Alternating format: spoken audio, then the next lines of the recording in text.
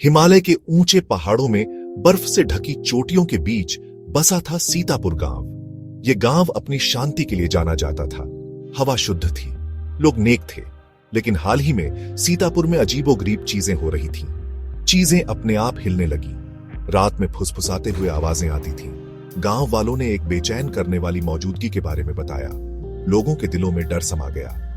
बुजुर्गों ने एक प्राचीन कहानी सुनाई, एक राजा की कहानी जिसे गांव के किले में धोखा दिया गया और मार डाला गया। उन्होंने कहा, उसकी आत्मा शांति न पा सकी, यहीं रह गई। डरे हुए गांव वाले अपनी रोजमर्रा की जिंदगी जीते रहे, उम्मीद करते रहे कि ये अजीब घटनाएं बस खत्म हो जाएंगी। मोहन अलग था, एक छोटा लड़का, एडवेंचर का भूखा और नॉलेज के लिए प्यासा। उसे मिस्ट्रीज की कहानियां पढ़ना और पजल सुलझाना बहुत पसंद था। सीतापुर की अजीब घटनाओं ने उसे सोचने पर मजबूर कर दिया।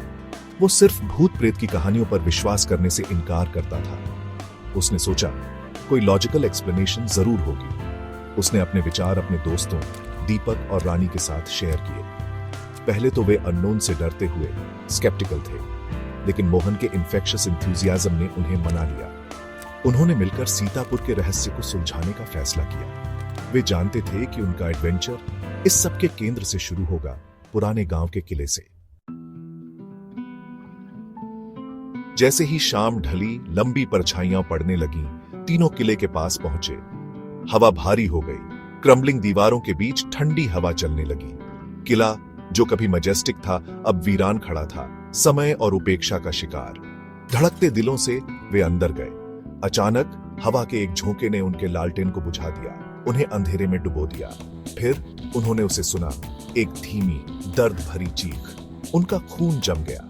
जैसे ही वे डर के मारे जमे हुए खड़े थे, एक हल्की सी रोशनी फ्लिकर हुई। एक शैडोवी फिगर दिखाई दी। यह राजा की आत्मा थी। उसकी आवाज सौरों से भारी थी, बिट्रेयल और डिस्पेयर की अपनी कहानी सुना रही थी।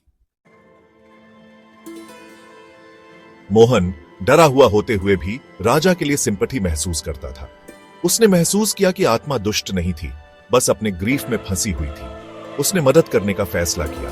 वह गांव के पुजारी के पास गया, जो एक वाइज बुजुर्ग थे और एंशिएंट रिचुअल्स के नॉलेज के लिए जाने जाते थे। पुजारी ने मोहन की कहानी ध्यान से सुनी। उसने उन्हें किले में एक स्पेशल प्रेयर करने की सलाह दी, जिससे राजा को सॉलिस मिले और आगे बढ़ने का रास्ता मिले। मोहन, दीपक और रानी एक साथ किले में वापस लौटे। उन्होंने प्रेयर्स चांट की। उनकी आवाजें सन्नाटे में गूंज रही थी। शांति का एहसास हुआ।